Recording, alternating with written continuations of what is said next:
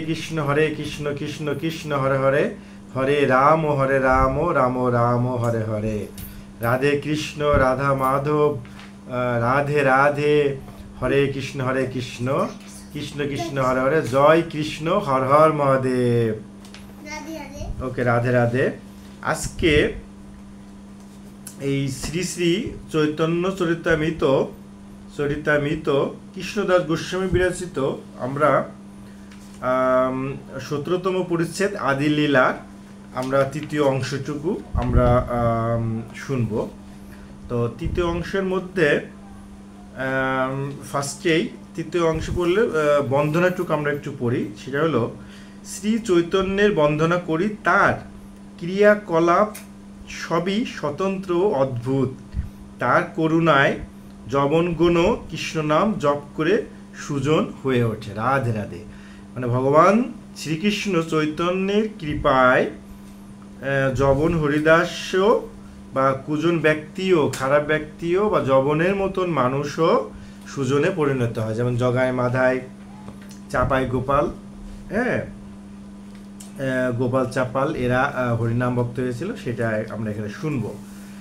যেমন দেখেন, তাহলে কি হয়েছে এখানে বলে রাখি একটু। মানে চাপাল গোপাল হলো শ্রীবাসের আঙ্গিনায় উনি মদ্যপান বা কিছু বিষয় এরকম খারাপ জিনিস রেখে আসলো। সকালবেলা উঠে দেখলো এগুলো, অনেক লোকগুলারে উনি ডাকলেন। শ্রীবাস বড় বড় লোকগুলারে জায়গা দেখাইলো, দেখানোর পরে হাসলো, কি সুন্দর করে ক্লিন করলো। ক্লিন করার পরে 3 দিন পর চাপাল গোপাল চাপাল, সরি বারবার হচ্ছে, গোপাল চাপালের গায়ে কুষ্ঠ রোগ হইল, সর্বাঙ্গে হইল কুষ্ঠ বয়ে রক্তধার। মানে কুষ্ঠ রোগ হইল তো জানবেন, গায়ে যে রক্ত ঘা এটাকে কুষ্ঠ রোগ বলা হতো তখনকার সময়ে। সর্বাঙ্গে বেরোল কাটে নিরন্ত, সর্বাঙ্গ কীটের মতন হইল, তার অনেক কষ্ট হচ্ছিল। অসহ্য বেদনা দুঃখে জলায় অন্তর, তার অসহ্য যন্ত্রণা বেদনায় তার গা জ্বলে যাচ্ছিল দুঃখ কষ্টে। গঙ্গাঘাটে বৃক্ষতলে বসলো। গোপাল চাপাল কি করলো, তার শরীরে যন্ত্রণা অসহ্য হয়েছিল, গায়ে কুষ্ঠ ব্যাধি ঘা রক্ত পড়তেছিল, কীট মানে পোকা হয়ে গিয়েছিল। তখন কি করলো, সে যন্ত্রণায় ছটফট করতে করতে গঙ্গার ঘাটে বৃক্ষতলে বসলো। সুন্দর গল্প। দেখেন, চাপাল গোপাল কি করলো, গঙ্গার ঘাটে বৃক্ষতলে বসলো। একদিন বলে কিছু প্রভুকে দেখিয়া গ্রাম সম্বন্ধে আমি তোমার মাতুল। একদিন প্রভুকে দেখে সে বলে, গ্রাম সম্বন্ধে আমি তোমার মাতুল। ভাগিনা মুন্সী কুষ্ঠবাদী হচ্ছাজ্ঞ ব্যাকুল। আচ্ছা, বিষয়টা এরকম, মাতুল মানে মামা, গ্রামের সম্পর্কে আমি তোমার মামা, তোমার ভাগিনার গায়ে কুষ্ঠব্যাধি হয়েছে, সে ব্যাকুল। লোক সব উদ্ধারিতে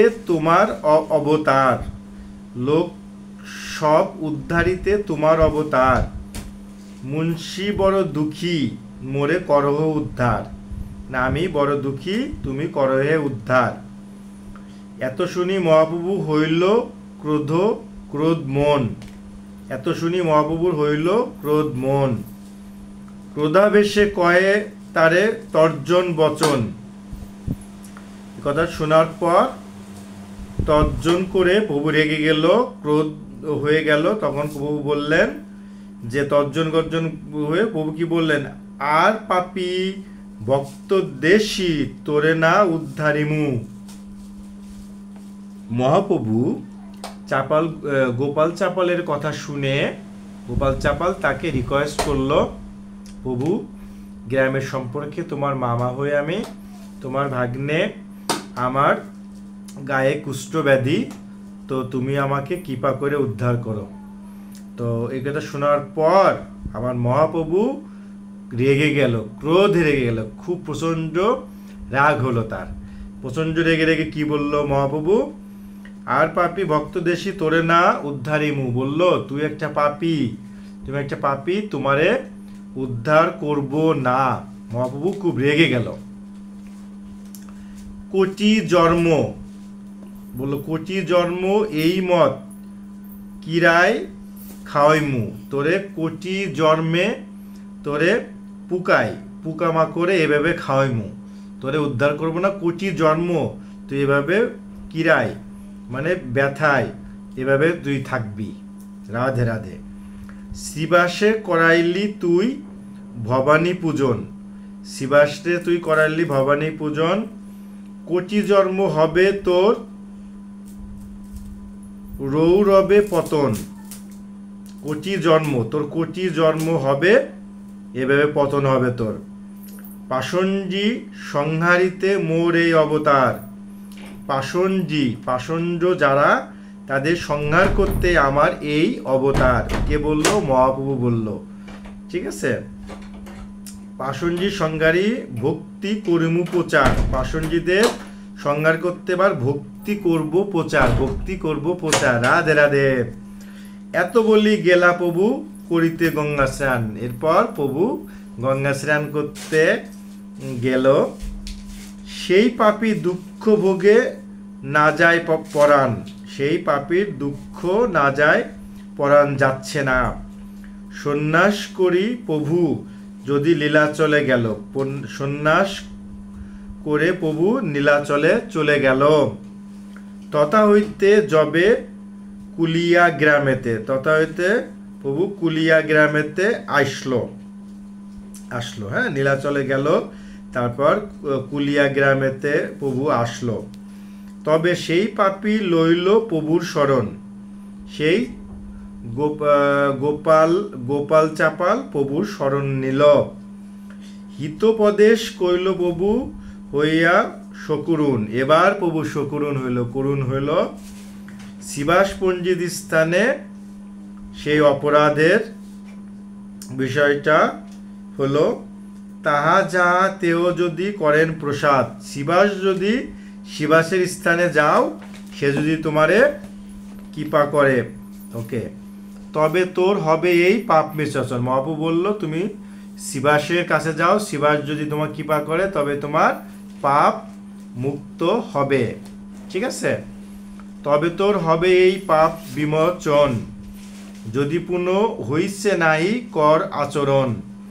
তবে বিপ্র লইল আসি শিবাস শরণ, তবে ওই গোপাল চাপাল শিবাসের শরণে আসলো, তার কৃপায় পাপ তার হইল বিমোচন। শিবাসের কৃপায় চাপাল গোপালের পাপ বিমোচন হলো।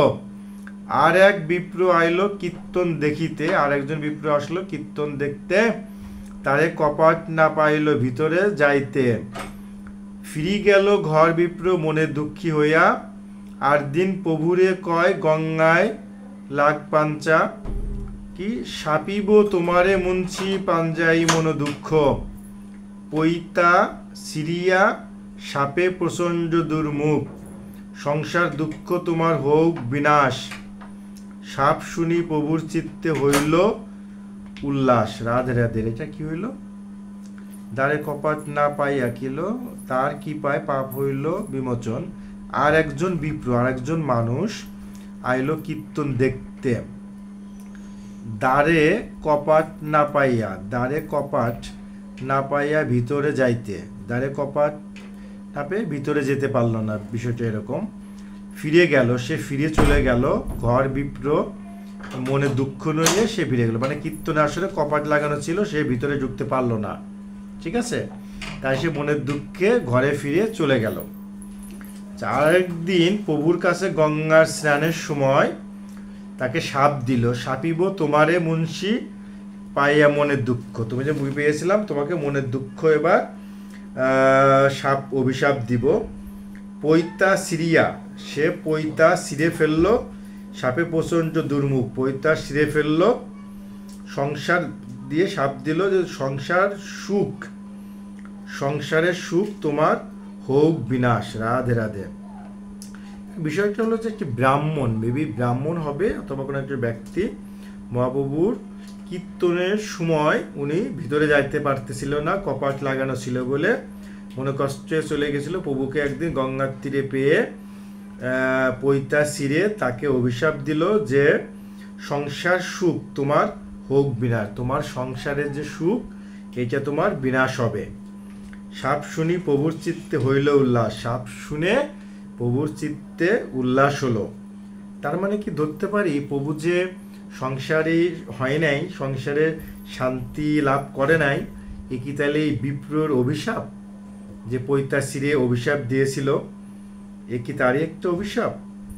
তো দেখি আমরা আরো অনেক জায়গায় কি পাই, যে কারণে মহাপ্রভু তার 3 মাসের বিষ্ণুপ্রিয়া স্ত্রী, নববিবাহিত স্ত্রীকে মাকে রেখে, বৃদ্ধ মাকে রেখে উনি সন্ন্যাস ধর্ম গ্রহণ করে চলে গিয়েছিল, যেখানে সংসার সুখ তার হয় নাই।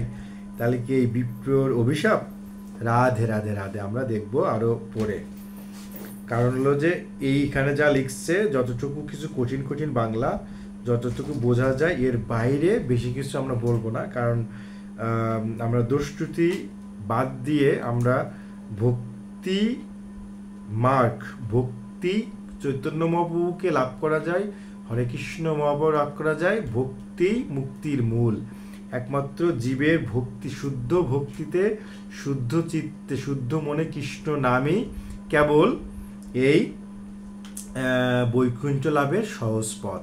তাই আমরা শুদ্ধ ভক্তি খুঁজবো এই চৈতন্য চরিতামৃতের মধ্যে। এবং চৈতন্য মহাপ্রভু তার মাকে বলছে, মা আমি আবার 2 বার নাম সংকীর্তনে আমি জন্মগ্রহণ করব তোমারই গর্ভে, তুমি দুশ্চিন্তা করো না। তাই আরো 2 বার মহাপ্রভু, আরো 2 বার উনি নাম সংকীর্তনে অবতীর্ণ হবেন। তো আমরা দেখব এটা কোথায় লেখা আছে, এবং মহাপ্রভু সত্যি সত্যি কোথায় আবার নাম সংকীর্তনে উনি কি অবতীর্ণ হবেন।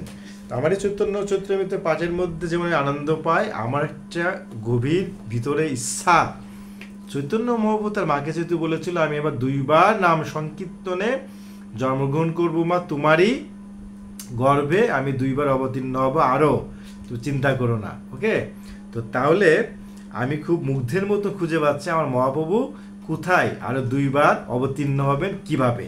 রাধে রাধে রাধে রাধে। তাহলে কি হলো, সাপিব তোমারে মঞ্চে পাই এমন, ওকে, সংসার সুখ তোমার হোক বিনাশ, সাপ দিল তাকে, সংসার দুঃখ তোমার হবে, সংসারের সুখ তোমার হবে না। সাপ শুনি প্রভুর চিত্তে হইল উল্লাস করলো। প্রভু কেন উল্লাস করলো দেখি। প্রভুর সাপ বার্তা যেই শুনে শ্রদ্ধাবান, ব্রাহ্মসাপ হইতে তার হয় পরিত্রাণ। প্রভুর সাপ বার্তা যেই শুনে, শ্রদ্ধাবানে যে শোনে, ব্রহ্মসাপ হইতে তার হয় পরিত্রাণ, ব্রহ্মসাপ থেকে তার পরিত্রাণ হয়। মুকুন্দ দত্তে, মুকুন্দ দত্তে বলল যে দণ্ড পরসাদ, মুকুন্দ দত্ত এখানে একটা কথা বলতেছে, দণ্ড পরসাদ খঞ্জিল তাহার চিত্তের সব অবসাদ। ওকে, আচার্য গোসাই, আচার্য মানে আচার্য কি, আচার্য গোসাই, অদ্বৈত আচার্য যিনি, ভগবান শিব, স্বয়ং শিব যিনি অদ্বৈত আচার্য হয়েছিলেন সেই সময়। হ্যাঁ, তাহলে অদ্বৈত আচার্য গোসাইয়ের প্রভু করে গুরু ভক্তি, অদ্বৈত আচার্যকে প্রভু গুরু ভক্তি হিসেবে জানতেন। রাধে রাধে, স্বয়ং শিবকে উনি গুরু ভক্তি হিসেবে জানতেন। রাধে রাধে। তাতে আচার্যর বড় দুঃখ হয় দুঃখমতি। রাধে রাধে। তাতে আচার্যর খুব দুঃখমতি হয়, মানে দুঃখ হয় যে চৈতন্য মহাপ্রভু আমাকে গুরু ভক্তিতে জানে, এটা তার মধ্যে দুঃখমতি হয়। ওকে, ভঙ্গি করি জ্ঞান মার্গ করিল ব্যাখ্যান, ক্রোধাবেশে প্রভু তারে কইল অবজান। তবে আচার্য গোসাইয়ের আনন্দ হইল, মানে একদিন ভঙ্গি করে জ্ঞান মার্গের কিছু ব্যাখ্যা করলো, কিছু কিছু কথা বলল যেগুলো বিপরীত কথা। শোনার পর প্রভু খুব ক্ষেপে গেল, ক্রোধাবেশে প্রভু ক্ষেপে গেল, হ্যাঁ, অবজান করলো। তবে আচার্য গোসাই আনন্দ পাইল, আনন্দ গোসাই আনন্দ পাইল যে আমাকেও সম্মান করে, আমাকেও শাসন করে। রাধে রাধে। লজ্জিত হইয়া প্রভু প্রসাদ করিল, মুরারি গুপ্তর মুখে শুনি রাম গুণ গ্রাম। ললাটে নিখিল তার রামদাস নাম। শ্রীধরের লৌহপাত্রে কইল জলপান, সমস্ত ভক্তের দিল ইষ্ট বরদান। হরিদাস ঠাকুরের করিল প্রসাদ, আচার্য স্থানে মা তা খঞ্জাইল অপরাধ। ভক্তগণের প্রভু নাম মহিমা কইল, শুনি এক পড়ুয়া তাহা অর্থবাদ কইল।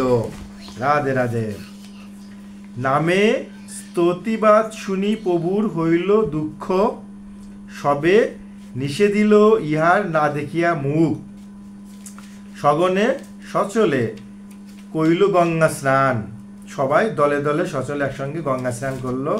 ভক্তির মহিমা তাহা করিয়া ব্যাখ্যান, জ্ঞান কর্ম যোগ ধর্মে নহে কৃষ্ণ বশ। বাহ, রাধে রাধে। জ্ঞান এবং কর্মে, যোগে এবং ধর্মে কৃষ্ণকে বশ করা যায় না, এ কথা বলতেছিল।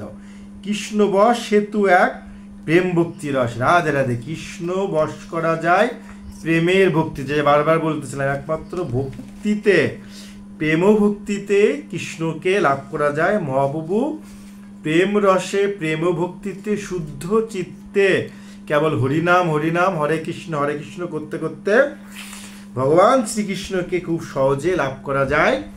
বৈকুণ্ঠ ধামে যাওয়া যায়, গোলক ধামে। যে গোলক ধামে একবার গেলে মনুষ্য জাতিরা পুনর্জন্ম ধারণ করতে হয় না, ওইটা অনন্ত জীবন। প্রত্যেকটি মানুষের এই ইচ্ছা হওয়া উচিত। মনুষ্য জন্ম পেয়ে হরে কৃষ্ণ নাম জপ করতে করতে যেন আমরা দেহত্যাগ করি। আর দেহত্যাগ করলেই, কৃষ্ণ নামে যদি আমরা দেহত্যাগ করি, তাহলে আমরা গোবিন্দকে পাবো। আর গোবিন্দকে পাইলে বৈকুণ্ঠে ধামে যাব, আর মানুষ রূপে জন্মগ্রহণ করতে হবে না।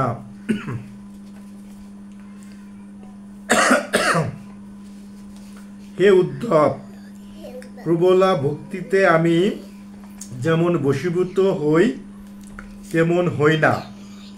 যোগে, সংখ্যা জ্ঞানে, ধর্ম পালনে, বেদ পাঠে, তপস্যায় বা ত্যাগে। মুরারিকে কহে তুমি কৃষ্ণ বশ কইয়া, শুনিয়া মুরারি শ্লোক কইতে লাগিলা। শ্রীমদ্ ভগবদ গীতায় বলছে, কাহং দরিদ্র পাপিয়ানো, কহ কৃষ্ণ শ্রী নিকেতন, ব্রহ্মবন্ধু রীতি স্মাহং বাহুভ্যাং পরিরম্ভিত। অর্থাৎ, কোথায় দরিদ্র ও পাপাচারী আমি, আর কোথায় সেই শ্রীকৃষ্ণ। কোথায় দরিদ্র, কোথায় পাপাচারী আমি, আর কোথায় সেই শ্রীকৃষ্ণ, যাতে স্বয়ং লক্ষ্মী বিরাজ করেন। তবুও আমি ব্রাহ্মণের ঘরে জন্মেছি, যদিও ব্রাহ্মণের কোনো গুণ আমাতে নেই।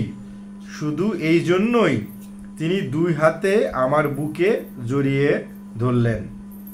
একদিন প্রভু সব ভক্তগণ নিয়ে সংকীর্তন করি বৈশে প্রেমযুক্ত হয়ে। আমি একটু সহজ ভাষায় বলি, এখানে একটু কঠিন ভাষা বা সাধু ভাষায় বলা আছে, তো অনেক সময় আমি এটাকে নিজের ভাষায় সহজ করে বলি। যে একদিন প্রভু ভক্তগণকে নিয়ে সংকীর্তন করে বসলো, প্রেম শ্রমযুক্ত হয়ে, খুব প্রেম ভক্তি নিয়ে আর কি। তো এক আম্র বীজ প্রভু অঙ্গনে রোপিল। একটা আমের বীজ প্রভুর অঙ্গনে রোপণ করলো। তৎক্ষণে জন্মিল বৃক্ষ বাড়িতে লাগলো। তখনই ওই আমের বীজটা বাড়তে লাগলো। রাধে রাধে। দেখিতে দেখিতে বৃক্ষ হইল ফলিত। দেখতে দেখতে বৃক্ষটা বড় হয়ে গেল, বড় হয়ে গিয়ে বৃক্ষতে ফল হলো। পাকিল অনেক ফল ধরলো। সবাই বিস্মিত হয়ে গেল। ওকে, 102 ফল প্রভু শীঘ্র পাড়াইল। 200 ফল প্রভু শীঘ্রই পাড়াইল। প্রক্ষালন করি কৃষ্ণে ভোগ লাগাইল। তৎক্ষণাৎ ওই কৃষ্ণকে ভোগ লাগাইল। রক্তপীত বর্ণ নাহি অষ্টাংশ বল্লল। একজনের উদর পুরে খাইল এক ফল, দেখিয়া সন্তুষ্ট হইয়া শচীর নন্দন সবাকে খাওয়াইল আগে করিয়া ভক্ষণ। নিজে খাইলো এবং সবাইকে খাওয়াইলো। মানে বৃক্ষমূলে একটা আমের বীজ লাগাইলো, সঙ্গে সঙ্গে আমটাতে গাছ হলো, গাছ হওয়ার পরে ফল হলো, ফল পাকলো, 200 ফল পাকার পরে ওগুলো কাটলো, কাকে গোবিন্দ ভোগ দিল, দেওয়ার পর নিজে খাইলো, খাওয়ার পরে ভক্তগণকে দিল, সবাইকে খাওয়াইলো আগে করিয়া ভক্ষণ। অষ্টাংশ বল্লভ নাই অমৃত রসময়, এক ফল খাইলে রসে উদয় পুরয়, এই মত প্রতিদিন ফলে 12 মাস, এই মতো প্রতিদিন ফলে 12 মাস, বৈষ্ণব খায়েন ফল প্রভুর উল্লাস, এইসব লীলা করে শচীর নন্দন চৈতন্য মহাপ্রভু। রাধে রাধে। অন্য লোক নাহি জানে বিনা ভক্তগণ, এই মত 12 মাস কীর্তন অবসানে, আম্র মহোৎসব প্রভু করে দিনে দিনে। রাধে রাধে। চিন্তা করছেন, ওই ফল নিয়ে প্রভুর প্রতিদিন ওখানে মহোৎসব হতো, কীর্তনের ওখানে ফল দিত।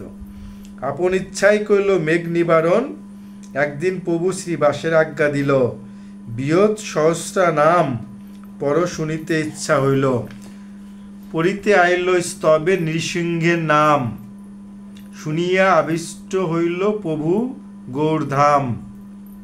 নৃসিংহ আবেশে প্রভু হাতে গদা লইয়ে, পাষণ্ডী মারিতে যায় নগরে ধাইয়া, নৃসিংহ আবেশে দেখি মহা তেজোরময়, পথসারি ভাগে লোক পাঞ্চা বড় ভয়, লোকময় দেখিয়া প্রভুর হইল শিবাসের গৃহে যা গদা ফেলাইল, শিবাসের কহে প্রভু করিয়া বিষাদ, লোক ভয় পাইল মোর হইল অপরাধ, শিবাস বলেন যে তোর নাম লয়, যে তোর নাম লয়, তার কোটি অপরাধ সব হয় ক্ষয়, অপরাধ নাই কইল লোকের নিস্তার, যে তোমা দেখিল তার ছুটিল সংসার, এত বলি শ্রীনিবাস করিল যে যেমন। মানে বিষয়টা এরকম, মহাপ্রভু একদিন নৃসিংহ মূর্তি ধারণ করলো, শ্রীবাসের অঙ্গনে আসলো, ঠিক আছে।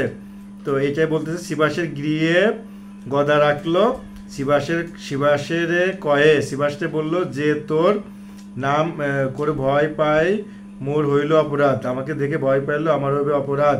শিবাস বলল যে তোমার নাম লয়, যে তোমার নাম নেয়, তার কোটি অপরাধও ক্ষয় হয়। রাধে রাধে। শ্রীবাস কে? নারদমণি। শিবাস বলল, মহাপ্রভু তুমি নৃসিংহ মূর্তি ধারণ করছো, তোমাকে দেখে মানুষ ভয় পাইছে, তো তোমার অপরাধ হয় না, যে তোমার নাম নেয় তার কোটি অপরাধ ক্ষয় হয়ে যায়, লয় হয়ে যায়। রাধে রাধে। তার মানে চৈতন্য মহাপ্রভুর নাম, হরে কৃষ্ণ মহামন্ত্রের নাম, ভগবান শ্রীকৃষ্ণের নাম যে নেয়, কোটি অপরাধ তার ক্ষয় হয়ে যায়, ক্ষয় হয়ে সে গোলকধামে ভগবান শ্রীকৃষ্ণের কাছে মিশে যায়, তার আর মানব দেহ ধারণ করতে হয় না। রাধে রাধে। যে তোমা দেখিল তার ছুটিল সংসার, এত বলি শ্রীনিবাস করিল সেবন, তুষ্ট হইয়া প্রভু আইলা আপন ভবন, তুষ্ট হয়ে প্রভু আপন ভবনে চলে আসলো। আর দিন শিবভক্ত শিব গুণ গায়, আর একদিন শিবভক্ত শিব গুণ গায়, প্রভুর অঙ্গনে নাচে ডমরু বাজায়, প্রভুর অঙ্গনে নাচে ডমরু বাজায়। মহেশ আবেশ হইলা শচীর নন্দন, মহেশের আবেশ হইল শচীর নন্দনে, তাই স্কন্ধে চড়ি নৃত্য কইল বহুক্ষণ। আরেকদিন এক ভিক্ষুক আইলা মাগিতে, প্রভুর নৃত্য দেখি নৃত্য লাগিয়া করিতে, প্রভুর সঙ্গে নৃত্য করে পরম উল্লাসে, প্রভু তারে প্রেম দিল প্রেম রসে ভাসে। আর একদিন জ্যোতিষ সর্বজ্ঞ এক আইল, তাতে সম্মান করি প্রভু প্রশ্ন কইল, কে শিলাঙ্গ আমি পূর্বজন্মের কহ গণি, গণিতে লাইয়া সর্বজ্ঞ বহু বাক্য শুনি, গণি ধ্যানে দেখে সর্বজ্ঞ মহাজ্যোতির্ময়, অনন্ত বৈকুণ্ঠ ব্রহ্মাণ্ড সবাই আশ্রয়, পরতত্ত্ব পরব্রহ্ম পরমেশ্বর, দেখি প্রভু মূর্তি সর্বজ্ঞ হইল ফাফর, বলিতে না পারে কিছু, মৌন ধরিল।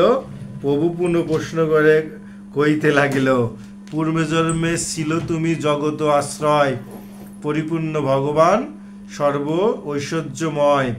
পূর্বে জৈসে ছিল তুমি, এবে সেই রূপ, দুর্বিজ্ঞ নিত্যানন্দ তোমারও স্বরূপ। প্রভু হাসি বলে, তুমি কিছু না জানিলা, পূর্বে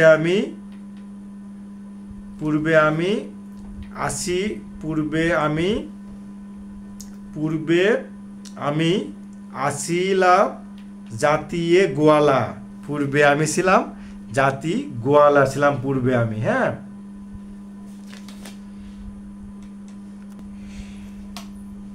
ওকে, তাহলে কি হলো?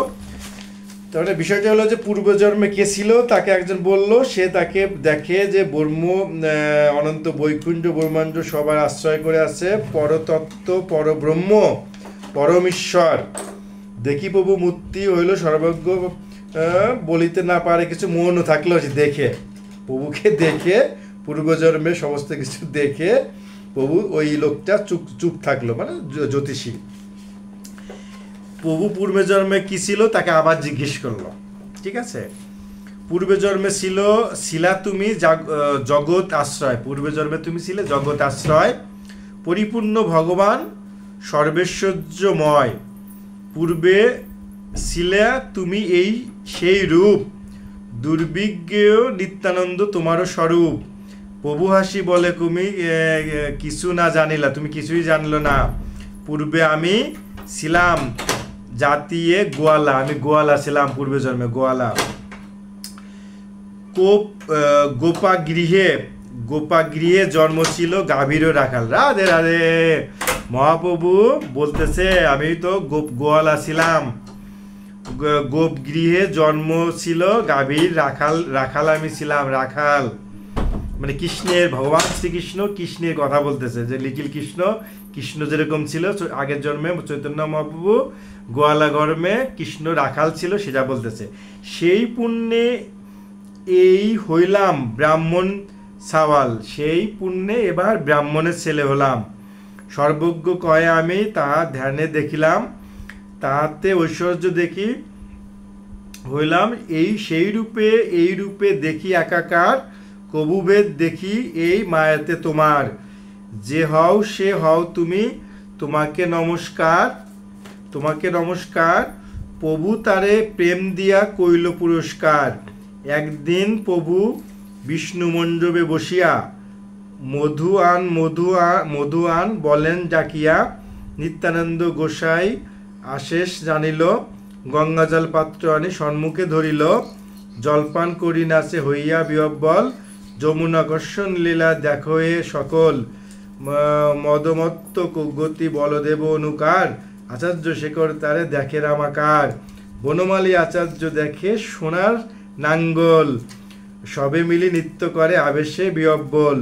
এই মত নৃত্য হইল চারিপোহর, সন্ধ্যায় গঙ্গা স্নান করি সবে গেলা ঘর। নগরিয়া লোকে প্রভু যজ্ঞে আজ্ঞা দিল, ঘরে ঘরে সংকীর্তন করিতে লাগিলা। হরি হরায় নম, কৃষ্ণ যাদবায় নম, গোপাল গোবিন্দ রাম শ্রীমধুসূদন। রাধে রাধে। ঘরে ঘরে সংকীর্তন করতে লাগলো, হরি হরায় নম, কৃষ্ণ যাদবায় নম, গোপাল গোবিন্দ রাম শ্রীমধুসূদন। হরি হরায় নম, কৃষ্ণ যাদবায় নম, গোপাল গোবিন্দ রাম শ্রীমধুসূদন। রাধে রাধে রাধে রাধে। মৃতঙ্গ করতাল সংকীর্তন উচ্চ ধ্বনি, হরি হরি ধ্বনি বিনা অন্য নাই শুনি। তার মানে তখন থেকে মহাপ্রভুর এই ঘরে ঘরে হরে কৃষ্ণ নাম প্রচার হতে লাগলো, কীর্তন করতে লাগলো। কিরকম? হরি হরায় নম, কৃষ্ণ কৃষ্ণ যাদবায় নম, গোপাল গোবিন্দ রাম শ্রীমধুসূদন। রাধে রাধে। এরকম সব ঘরে ঘরে হরে কৃষ্ণ নাম সবাইকে লাগে। এই যে মহাপ্রভুর কথা শ্রবণ, আমি আমার নয়নে, এই ত্রিনয়নে বা আমি দেখতে পাই যে মহাপ্রভু এই যে নৃত্য করতেছে, এই যে কৃষ্ণ করতেছে, এই যে উনি শ্রীবাসের সাথে কথা বলতেছে, আমি যখন পাঠ করি একদম 100% মনে থেকে আমি ওই দেখতে পাই নদিয়ায়, ওই জায়গায় বঙ্গে, ওই জায়গায় মহাপ্রভু এইগুলো হতে। তো এই যে হরে কৃষ্ণ মহামন্ত্র প্রচারের সময় যা যা করেছিল, এই যে লীলা এ বড় আস্বাদন। তো এই হরে কৃষ্ণ নয়ন মাধ্যমেই কেবল বৈকুণ্ঠ ধামে যাওয়া যায়। তো আমরা অনেক বোকা, কেননা আমাদের এই হরে কৃষ্ণ নাম করতে আমাদের বাধে, কেননা আমরা হয়তো কোনো পাপী, জনম জনমের পাপী, অথবা সংসার মায়ে আবদ্ধ হয়ে রয়েছি, তো সাধুসঙ্গ করি না, হ্যাঁ, অথবা সুমতি হয় না, অথবা রাধারানী বা কৃষ্ণ গোবিন্দ কৃপা করে না। তো যাই হোক, চেষ্টা করতে হবে। আপনি চেষ্টা করেন, দেখেন ভগবান আমাকে কৃপা করে আপনাকে এই নামের মধ্যে যখন আপনি ডুবে যাবেন, জগৎ সংসারে আর এর থেকে মহৎ কিছু এই জগৎ সংসারে আর নাই। কারণ হরে কৃষ্ণ নামের যে শক্তি, তো এই শক্তির উপরে আর কিছু নাই। তো আমার সঙ্গে ভালোবেসে সবাই একবার বলুন, হরে কৃষ্ণ কৃষ্ণ কৃষ্ণ হরে হরে, হরে রাম রাম রাম হরে হরে। রাধে কৃষ্ণ রাধা মাধব, রাধে রাধে জয় কৃষ্ণ, হর হর মহাদেব। কেননা আমার মেয়ে মিশমি বলে যে বাবা তুমি হরে কৃষ্ণ বলার পরে রাধা মাধব, জয় কৃষ্ণ, হর হর মহাদেব, রাধে কৃষ্ণ বলবা, এবং ঠিক আছে। তো আমি এটা বলি। তো বেসিক্যালি হচ্ছে যে সমস্ত কিছু তো সমান। কৃপা যদি মহাপ্রভুর কৃপা হয়, রাধারানীর কৃপা হয়, এই যে চৈতন্য চরিত্রামৃত এর কৃপা হয়, দেখবেন যে এই জগৎ সংসারে যত কর্ম ধর্ম যা কিছু আছে, শ্রেষ্ঠ এই হরিনাম, ভগবানকে জানা। ভগবানকে জানলে ভগবানকে লাভ করবেন। এই সৃষ্টিকর্তাকে লাভ করলে, ভগবান শ্রীকৃষ্ণকে জানলে, চৈতন্য মহাপ্রভুকে জানলে জগৎ সংসারে আর কোনো জানা লাগে না, এবং নির্বিশেষে আপনি বৈকুণ্ঠ ধামে যেতে পারবেন। তো রাধে রাধে রাধে রাধে রাধে রাধে।